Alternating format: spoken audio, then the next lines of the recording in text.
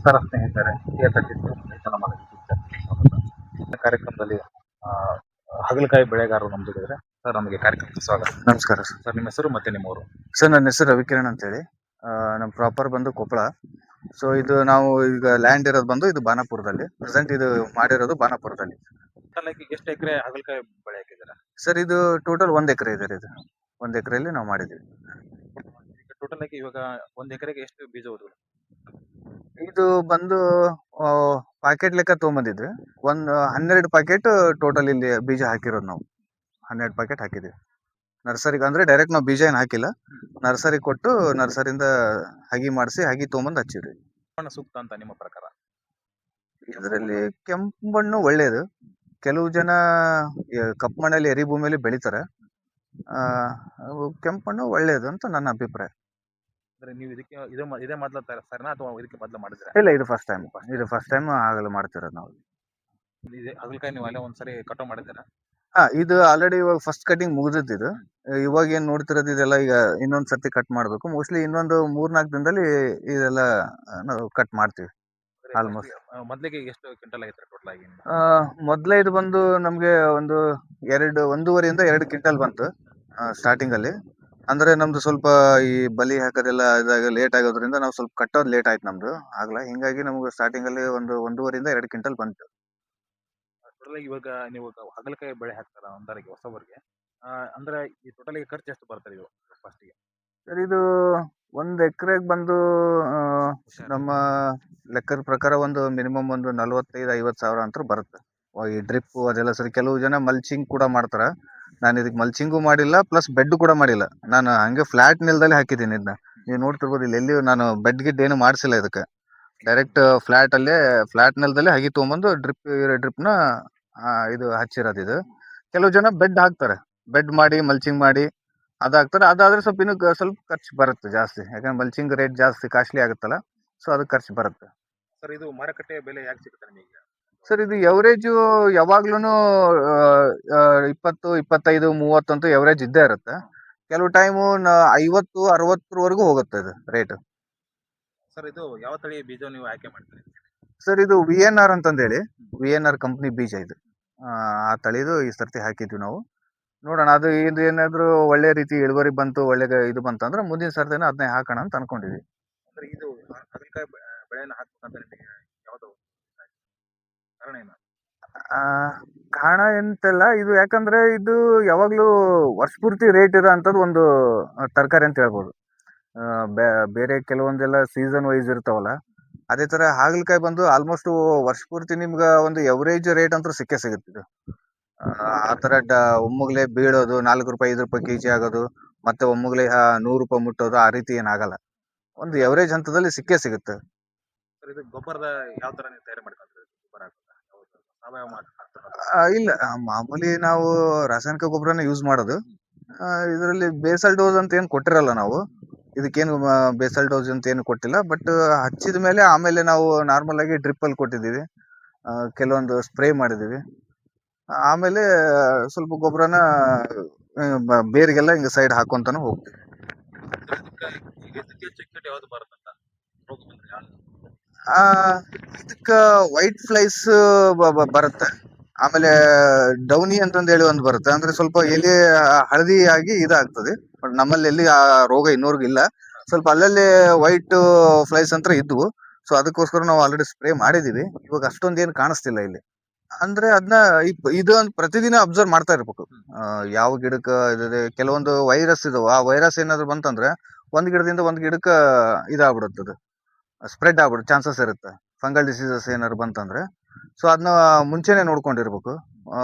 ಅದನ್ನ ಮುಂಚೆ ನೋಡ್ಕೊಂಡು ಆಲ್ಮೋಸ್ಟ್ ಇದಕ್ಕೆ 8 ದಿನ 10 ದಿನಕ್ಕೆ ಒಂದ್ಸರ್ತಿ ಅಂತ ಸ್ಪ್ರೇ ಮಾಡ್ತಾನೆ ಇರ್ಬೇಕು, ಅದು ಕಂಟ್ರೋಲ್ ಅಲ್ಲಿ ಇರ್ಬೇಕಂದ್ರೆ. ಇಲ್ಲಾಂದ್ರೆ ಇದಕ್ಕೆ ಸ್ವಲ್ಪ ಮಿಲ್ಟ್ಸ್ ಆಯ್ತು, ಆಮೇಲೆ ವೈಟ್ ಫ್ಲೈಸ್ ಆಯ್ತು, ಸ್ವಲ್ಪ ಚಾನ್ಸಸ್ ಜಾಸ್ತಿ ಬರೋದು. ಆದ್ರಿಂದ ನಾವು 8 ರಿಂದ 10 ದಿನಕ್ಕೆ ಒಂದ್ಸರ್ತಿ ಸ್ಪ್ರೇ ಮಾಡ್ಕೊಂತ ಇರ್ಬೇಕು. ಸರ್, ಇವಾಗ ನೀವು ಕಟಾವ್ ಮಾಡ್ತಿರಲ್ಲ, ಎಷ್ಟು ದಿನಕ್ಕೊಮ್ಮೆ ಗ್ಯಾಪ್ ಮಾಡ್ತೀರಾ? ಯಾವ ತರ, ವಾರದಲ್ಲಿ ಮಾಡ್ತೀರಾ, ತಿಂಗಳಲ್ಲಿ ಮಾಡ್ತೀರಾ? ಇದು ಈ ಫಸ್ಟ್ ಕಟಿಂಗ್ ಮಾಡಿ ಈಗ ನಾವು ಒಂದು 4 ದಿನ ಆಯ್ತು ಅಷ್ಟೇ. 4 ದಿನ ಅಂದ್ರೆ ಈಗ ನೆಕ್ಸ್ಟ್ ಕಟಿಂಗ್ ಆಲ್ರೆಡಿ ರೆಡಿ ಐತಿ. ಮೋಸ್ಟ್ಲಿ ಇನ್ನೊಂದು 2-3 ದಿನ ಅಂದ್ರೆ 1 ವೀಕ್ ಒಂದ್ಸರ್ತಿ ಅನ್ಕೋಬಹುದು. 8 ದಿನಕ್ಕೆ ಒಂದ್ಸರ್ತಿ ಕಟಿಂಗ್ ಅಂತ ಅನ್ಕೋಬಹುದು.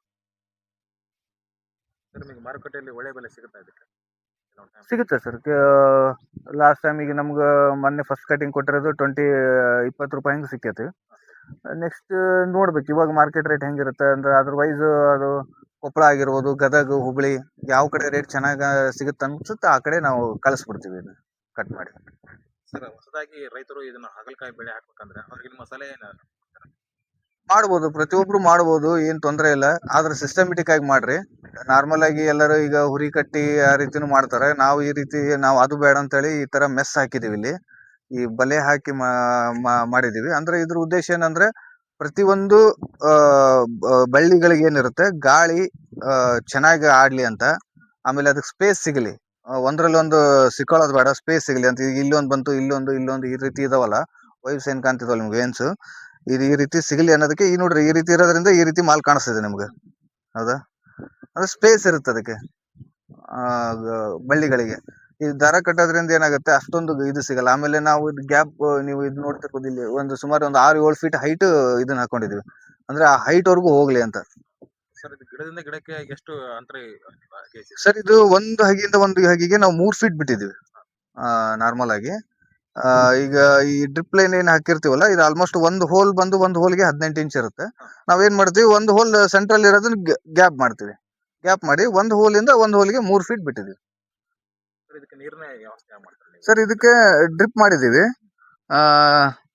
ಇದಕ್ಕೆ ಒಂದು ನಾವು ಆಲ್ಮೋಸ್ಟ್ ಒಂದ್ ಸ್ವಲ್ಪ ಮಳಿ ಪಳಿ ಇತ್ತಂದ್ರೆ ಅಷ್ಟೇನ್ ಇದು ಮಾಡಲ್ಲ. ಇಲ್ಲಾಂದ್ರೆ ಹಸಿ ನೋಡ್ಕೊಂಡು 2 ದಿನಕ್ಕೆ ಒಂದ್ಸರ್ತಿ 1 ತಾಸು 2 ತಾಸು ಅಷ್ಟೇ. ಗೊಬ್ಬರ ಇದಕ್ಕೆ ವೀಕ್ಲಿ ಒಂದ್ಸರ್ತಿ ಡ್ರಿಪ್ ಅಲ್ಲಿ ಕೊಡ್ತೀವಿ ಗೊಬ್ಬರನ. ನ್ಯೂಟ್ರಿಷನ್ ಆಗಿರ್ಬೋದು, ಬೋರಾನು, ಆಮೇಲೆ CN, ಮೈಕ್ರೋ ನ್ಯೂಟ್ರಿಯೆಂಟ್ಸ್ ಆ ತರದ್ ಏನಿರುತ್ತೆ 8 ದಿನಕ್ಕೆ ಒಂದ್ಸರ್ತಿ 9 ದಿನಕ್ಕೆ ಒಂದ್ಸರ್ತಿ. ಅಂದ್ರೆ ಒಂದ್ಸರ್ತಿ ಕಟಾವ್ ಆಯ್ತಂದ್ರೆ ಒಂದ್ಸರ್ತಿ ಕೊಡ್ಬೇಕು ಅವಾಗ. ಒಂದ್ ಕಟಾವ್ ಆದ ತಕ್ಷಣ ಮತ್ತೆ ಅದೇನು ಆ ಗೊಬ್ಬರಗಳದ್ದು ಏನಿರುತ್ತಲ್ಲ ಅದು ರೊಟೀನ್ ಅದನ್ನ ಕಂಟಿನ್ಯೂ ಮಾಡ್ಲೇಬೇಕು. ಅಂದ್ರೆ ಅದಕ್ಕೆ ಅವಾಗ ಸತ್ವಾಗೋದು. ಆ ರೀತಿ ನಾವು ವೀಕ್ಲಿ ಒಂದ್ಸರ್ತಿ ಅಂತೂ ಕಂಟಿನ್ಯೂಸ್ ಆಗಿ ಕೊಡ್ತಿರ್ತೀವಿ ಇದಕ್ಕೆ ನ್ಯೂಟ್ರಿಯೆಂಟ್ಸ್. ಹೇಳಿದ್ರಿ ನೀವು ಇವಾಗ. ಹೌದು ನೀವು ಎಲ್ಲಿ ತಗೊಂಡ್ರಿ ಸರ್ ಇದು? ಮತ್ತೆ ಖರ್ಚೆಲ್ಲ ಎಷ್ಟು? ಸರ್ ಇದು ಬಂದು ಟೋಟಲ್ ನಮ್ಮ ಹೊಲಕ್ಕೆ ಹೋಗಿರೋದು ಖರ್ಚು ಇದು ಕೆಜಿ ಲೆಕ್ಕದಲ್ಲಿ ಸಿಗೋದಿದೆ. 6.5 kg ತರಿಸಿದೀವಿ ನಾವು ಇದಕ್ಕೆ ಟೋಟಲ್ ನಮ್ಮ ಹೊಲಕ್ಕೆ. 26 ಸಾಲ ಇದಾವ ನಾವು. ಆ ಲೆಕ್ಕಕ್ಕೆ ನಾವು ತರಿಸಿದ್ವಿ. ಇದು ಮೊದ್ಲಿಗೆ ಇದು ಕೊಪ್ಪಳದಲ್ಲಿ ಸಿಗ್ತಿರ್ಲಿಲ್ಲ, ಮುಧೋಳದಿಂದ ತರಿಸಿದ್ವಿ ನಾವು. ಇವಾಗ ಕೊಪ್ಪಳದಲ್ಲಿ ಸಿಗುತ್ತೆ. ನೀವು ಯಾರು ರೈತರು ಅಲ್ಲಿ ಹೋಗಿ ಮಾಡ್ತಾರಂದ್ರೆ ನೀವು ನಮ್ಮ ಕೊಪ್ಪಳ ಹಾರ್ಟಿಕಲ್ಚರ್ ಆಫೀಸ್ಗೆ ಹೋದ್ರೆ ಅಲ್ಲಿ ಕೂಡ ಸಿಗುತ್ತೆ. ನಿಮ್ ಕಡಿಮೆ ರೇಟಲ್ಲಿ ಕೊಡ್ತಾರೆ, ಅದನ್ನ ತಗೋಬಹುದು. ಇದು ಕೆಜಿಗೆ ಬಂದು ಇದು ನಿಮ್ಗೆ 600 ರೂಪಾಯಿವರೆಗೂ ಸಿಗುತ್ತೆ. 600 ರೂಪಾಯಿ 1 kg ಸಿಗುತ್ತೆ ನಿಮ್ಗೆ. 1 kgಯಲ್ಲಿ ಅಂತಂದ್ರೆ ಆಲ್ಮೋಸ್ಟ್ ಒಂದು 1000 ಫೀಟ್ ಲೆಂತ್ ಸಿಗುತ್ತೆ. ಹೈಟ್ ಬಂದು 6 ಫೀಟ್ ಇರುತ್ತೆ ಇದು. ಲೆಂತ್ ಬಂದು 1000 ಫೀಟ್ ವರೆಗೂ ಸಿಗುತ್ತೆ ಇದು. ಈ ರೀತಿ ಮಾಡಿ ನೀವು ಹುರಿ ಕಟ್ಟಿ ಮಾಡೋದಕ್ಕಿಂತ ಇದು ಆಕ್ಚುಲಿ ನೋಡಿದ್ರೆ ಖರ್ಚು ಕಡಿಮೆನೇ ಇದೆ. ಖರ್ಚು ಕಡಿಮೆ, ಇಳುವರಿನೂ ಚೆನ್ನಾಗಿ ಬರುತ್ತೆ ಇದರಿಂದ. ನೀವು ಕಟ್ತೀನಿ ಅಂತಂದ್ರೆ ಇವಾಗ ನೋಡ್ರಿ, ನಿಮ್ಗೆ ಎಕ್ಸಾಂಪಲ್ ಹೇಳ್ಬೇಕಂದ್ರೆ ಈಗ ನಾವು ಈ ವೈನ್ಗೆ ನಾನು ಏನಾದ್ರು ಹುರಿ ಕಟ್ಟಿದ್ನಂದ್ರೆ ಇದಕ್ಕೆ ನಾನು ಮತ್ತೆ ಒಳ್ಳೆ ಹುರಿ ಕಟ್ಬೇಕು. ಬಟ್ ಇದನ್ನ ಹಾಕಿರೋ ಉದ್ದೇಶ ಏನು ಇರುತ್ತಲ್ಲ, ಈ ರೀತಿ ತಗೊಂಡು ಸುಮ್ನೆ ಜಸ್ಟ್ ಇದ್ರೊಳಗೆ ಹಾಕ್ಬಿಟ್ರೆ ಮುಗೀತು.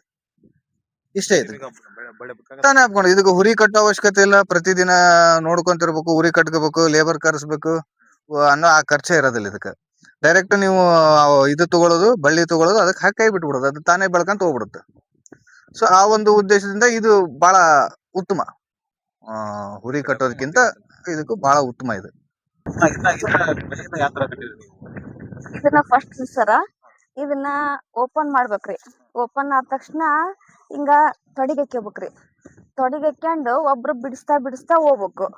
ಬಿಡಿಸ್ತಾ ಹೋದ್ನಿ ಅಂದ್ರ ಅವ್ರು ಇಲ್ಲಿ ಮ್ಯಾಲೆ ಹಿಂಗ್ ಎಣ್ಕಂತ ಹೋಗ್ಬೇಕ್ರಿ. ಇದನ್ನ ಈ ವಯರ್ ಇಲ್ಲಿ ಹಿಂಗ್ ಹಾಕೊಂತ ಹೋಗ್ಬೇಕು. ಕೆಳಗ ಒಬ್ರಾಗ ಕಟ್ಕೊಂತ ಬರ್ತಾ ಇರ್ಬೇಕು. ಇದು ಟೈಟ್ ಆದಾಗಲ್ಲ ನೀಡ್ ಕೊಡುತ್ತ. ಒಂದ್ಸಲ ಕಟ್ಬಿಟ್ರೆ ಆಗೋಯ್ತು. ಅವ ಪೀಕ್ ಮುಗಿಯೋವರೆಗೆ ಯಾವ್ದು ತೊಂದ್ರೆ ಇಲ್ಲ. ಉರಿ ಕಟ್ಟಿದ್ರ ಬಹಳ ಸಮಸ್ಯೆ ಅದು ಹನಿ ಬಂದಾಗಲ್ಲ ಕುಡಿ ಜಾಸ್ತಿ ಬರುತ್ತಲ್ಲ, ಆಗ ಕಟ್ತಾನೆ ಇರ್ಬೇಕಾಗತ್ತ. ಪೀಕ್ ಮುಗಿಯೋವರೆಗೆ ಕಟ್ತಾ ಇರ್ಬೇಕಾಗತ್ತ. ಇಲ್ಲ, ಒಂದ್ಸಲ ಕಟ್ಬಿಟ್ರೆ ಆಗೋಯ್ತು. ಇದು ಒಟ್ಟ ಬಿಡಂಗಿಲ್ಲ. ಇದನ್ನ ಕಟ್ಬಿಟ್ರ ಇದು ಈ ತರ ಕುಡಿ ಒಟ್ಟ ಬಿಡಂಗಿಲ್ಲ. ಬಳ್ಳಿನ ಸೇಫ್ ಇರ್ತಾವ. ಪೀಕ್ ಮುಗಿಯೋ ತನಕ ಸೇಫ್ ಇರ್ತಾವ. ನಿಮಗೆ ಕೆಲಸದ ಅನುಕೂಲ ಫಾಸ್ಟ್ ಆಗಿ ನೀಟ್ ಆಗತ್ರಿ. ಇದ ಚಲೋ. ಹ್ಮ್. ಇವಾಗ ಮತ್ತೆ ಬಂದವ್ರಿ ಅದು ಮತ್ತೆ ವೇಟ್ನ ಅನ್ಸುತ್ರಿ. ಉರಿ ಜಾಸ್ತಿ ತಗೊಳತ್ತಾಗ ಕುಡಿ ಕಟ್ಟಿದಾಗೆಲ್ಲ ನೀಟ್ ಅನ್ಸಲ್ಲ. ಇದಾದ್ರ ನೀಟ್ ಅನ್ಸುತ್ತೆ. ಫೂಟಿಗೆ ಒಂದ್ ಹಾಕೈತ್ರಿ. ಆದಷ್ಟು ದಪ್ಪ ಇದ್ರ ವೇಟ್ ಇದ್ರ ಚೆನ್ನಾಗ್ರಿ. ವೇಟ್ ಇದ್ದಾಗೆಲ್ಲ ಜಾಸ್ತಿ ನೀಟ್ ಕುಂದಿರುತ್ತೆ. ಆ ಕಡಲ್ದು ನೀವು ಬಾಲಿ ಕಟ್ಟಿದ್ರಿ ಅದು ಎಷ್ಟು ನೀಟಾಗಿ ಕೊಡ್ತೀವಿ. ಇದು ಬಾಲಿ ಕಟ್ಟಿಲ್ಲ ನೀವು. ಇದು ಯಾವ ತರ ಹೆಂಗಾಗತ್ರಿ? ಇದ್ರ ಬಗ್ಗೆ ಎರಡ್ರ ಬಗ್ಗೆ ಇದು ನೀಟ್ ಅನ್ಸಂಗಿಲ್ರಿ. ಇದು ಕುಡಿಗಳೆಲ್ಲ ಮತ್ತೆ ಕೆಳಕ್ ಬೀಳ್ತಾವು. ಕಾಯದಂಗೆಲ್ಲ ವಜ್ಜಾಕ ನೀಟ್ ಅನ್ಸಂಗಿಲ್ಲ. ಇದು ಮತ್ತೆ ನೀಟ್ ಅನ್ಸಂಗಿಲ್ಲ. ಇದು ಎಲ್ಲಾ ನೋಡ್ರಿ ಇವೆಲ್ಲ ಕೆಳಗ್ ಅದಾವ ಈ ತರ ಮತ್ತೆ ಬಂದಂಗೆಲ್ಲ ಕಟ್ಟಿದ್ರೆ ಗಿಡಕ್ಕ ವೇಟ್ ಆಗತ್ತ, ಕಾಯಿ ಕಡಿಮೆ ಆಗತ್ತ. ಅವಕ್ಕ ಫ್ರೀ ಅನ್ಸಲ್ಲ. ಹಿಂಗತೆ ಗೊತ್ತಾಗ್ಬಿಟ್ರೆ ಫ್ರೀ ಅನ್ಸಲ್ಲ ಕಾಯಿಗೆ. ನೀಟ್ ಅನ್ಸಂಗಿಲ್ಲ. ಅದೇ ಬೆಟರ್ ಅನ್ಸುತ್ತೆ. ಒಂದ್ಸಲ ಕಟ್ಬಿಟ್ರೆ ಪರವಾಗಿಲ್ಲ. ಒಟ್ಟ ಪೀಕ್ ಮುಗಿಯತ್ತನ ಯಾವ್ದೇ ತೊಂದ್ರೆ ಇಲ್ಲ. ಇದು ಬಾಳ ಕೈ ಹಿಡಿತಿ. ಇದು ಕಟ್ಟೋದಲ್ಲ. ಒಂದೊಂದ್ ದಾರಿ ತಗೊಂಡ್ ಮ್ಯಾಗ ಕಟ್ಬೇಕು. ಅದಾದ್ರೆ ಹಿಂಗ್ ಹೋಗದ್ ಬಿಟ್ರೆ ಕುಂತ್ಕೊಂಡ್ಬಿಡ್ತೀರ. ಅದೇ ಬೆಟರ್ ಅನ್ಸುತ್ರಿ. ಬೆಳೆ ಬಗ್ಗೆ ಒಳ್ಳೆ ರೀತಿಯಿಂದ ಮಾಹಿತಿ ನಮ್ಮ ವೀಕ್ಷಕರಿಗೆ ಕೊಟ್ರಿ. Thank you sir. Thank you. ವೀಕ್ಷಕರೇ, ಹಾಗಲಕಾಯಿ ಬೆಳೆ ಬಗ್ಗೆ ಸಂಪೂರ್ಣವಾಗಿ ಮಾಹಿತಿ ಕೊಟ್ಟರು. ಅದರ ಬಗ್ಗೆ ಯಾವ ತರ ಹಾಕಬೇಕು, ಯಾವ ತರ ಅದಕ್ಕೆ ಆದಾಯ ಮತ್ತು ಖರ್ಚು ಎರಡನ್ನು ಕೂಡ ಹೇಳಿದ್ರು. ದಯವಿಟ್ಟು ವೀಕ್ಷಕರೇ, ಈ ವಿಡಿಯೋ ಇಷ್ಟ ಆದಲ್ಲಿ ಲೈಕ್ ಮಾಡ್ರಿ, ಶೇರ್ ಮಾಡ್ರಿ, ಕಮೆಂಟ್ ಮಾಡ್ರಿ. ದಯವಿಟ್ಟು ಸಬ್ಸ್ಕ್ರೈಬ್ ಮಾಡ್ಕೊಳ್ಳಿ. ಮತ್ತೊಬ್ಬ ರೈತರನ್ನು ಮುಂದಿನ ವಿಡಿಯೋದಲ್ಲಿ ಸಿಗೋಣ. ನಮಸ್ಕಾರ.